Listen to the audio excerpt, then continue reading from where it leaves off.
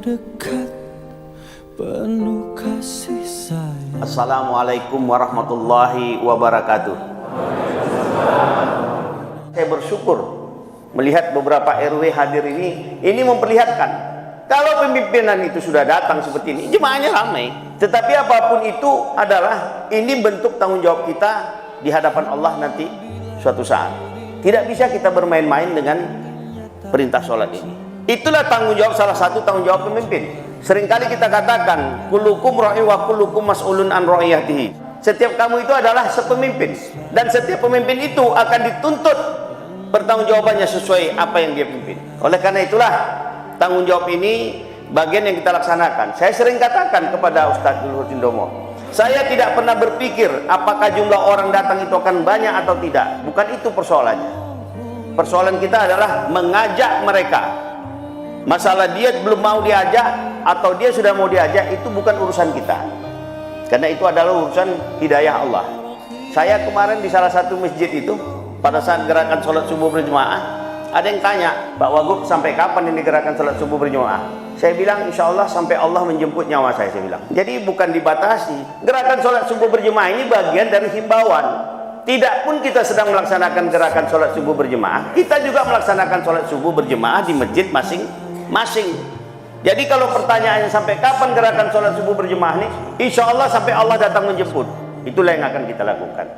Beberapa waktu lalu pernah viral, ada sebuah artikel yang ditulis oleh seorang ustadz. Ustadz itu bernama Ustadz Komarudin.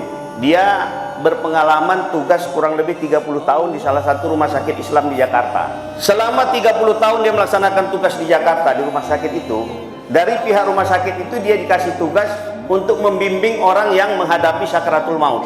Apa yang terjadi selama dalam kurun waktu dia melaksanakan tugas itu? Dia cobalah melakukan survei kecil-kecilan. Dari hasil survei dia, dari 1000 orang yang dia bimbing, itu hanya 7% yang hanya mampu mengucapkan kalimah la ilaha illallah ketika akan nyawanya itu diambil oleh Allah. Jadi artinya dari 1000 orang itu hanya 70 orang. Bayangkan itu. Kita termasuk yang mana ini nanti? Tertarik dengan itu, dia mencoba menelusuri kepada keluarga-keluarga yang mampu mengucapkan kalimah la ilaha illallah itu. Apa sebenarnya amalan dari beliau-beliau, baik almarhum maupun almarhumah yang 70 orang itu? Dari jawaban keluarga itu rata-rata ada 5 amalan yang dia lakukan. Yang pertama dia katakan almarhum almarhumah itu tidak pernah meninggalkan sholat berjemaah. Ini salah satunya. Mudah-mudahan yang kita lakukan hari ini bagian dari yang dilakukan almarhum almarhumah itu. Yang kedua, almarhum almarhumah itu tidak pernah meninggalkan membaca Al-Quran satu hari walaupun hanya 1 lembar. Ini tentu menjadi hal yang harus kita budayakan. Bagaimanapun sempitnya waktu kita, mari kita coba minimal 1 hari itu 1 lembar Al-Quran itu kita baca. Kemudian yang ketiga katanya, selalu rutin melaksanakan infak walaupun hanya 5.000. Kemudian yang keempat katanya, almarhum almarhumah itu sangat menjaga terhadap hal-hal yang masuk ke dalam mulutnya, terhadap barang-barang yang haram. Yang kelima dia katakan bahwa almarhum almarhumah itu selalu menjaga hubungan silaturahim. Saya yakin yang ada di dalam masjid ini yang sudah terbiasa melaksanakan gerakan sholat subuh berjemaah, kelima amalan itu sudah pernah kita laksanakan. Mudah-mudahan gerakan sholat subuh berjemaah ini semakin merangsang kita untuk melakukan 5 amalan itu.